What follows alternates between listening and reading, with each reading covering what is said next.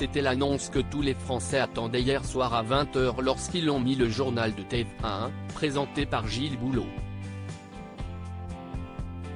Présent en plateau, Didier Deschamps a pu y annoncer en direct la liste des joueurs qu'il a choisi de sélectionner pour participer à la Coupe du Monde, qui va se tenir au Qatar dans une dizaine de jours. Le sélectionneur pouvait prendre jusqu'à 26 joueurs cette année, mais il a décidé d'en prendre 25.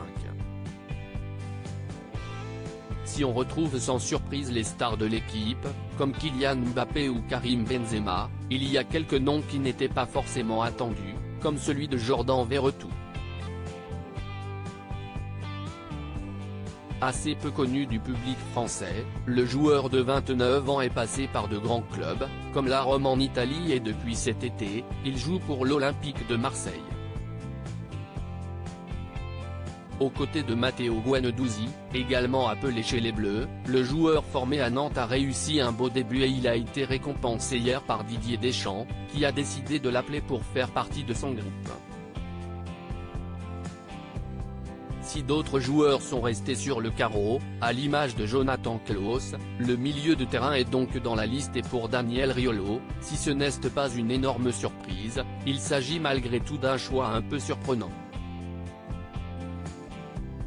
Il y a le cadeau, ça fait un petit moment que je l'attendais, il est quand même tombé dans l'émission l'After-Foot où il intervient chaque soir de semaine, le journaliste en couple avec Géraldine Maillet est revenu sur ce choix du sélectionneur. Il y a le cadeau, ça fait un petit moment que je l'attendais, il est quand même tombé. Jordan Verretou est dans la liste, démarre Daniel Riolo, avant de lâcher une information assez surprenante, si est normal, il a changé d'âge il n'y a pas très longtemps, pour aller dans l'écurie de Vadim Vassiliev dont l'employé est Bachir Nehar, qui occupe le poste d'intendant au sein de l'équipe de France, mais nous n'avons rien dit, surtout aucun sous-entendu dans mes propos, aucun. Mais tout de même merci Jordan Verretou d'être là. Mais si est juste une information.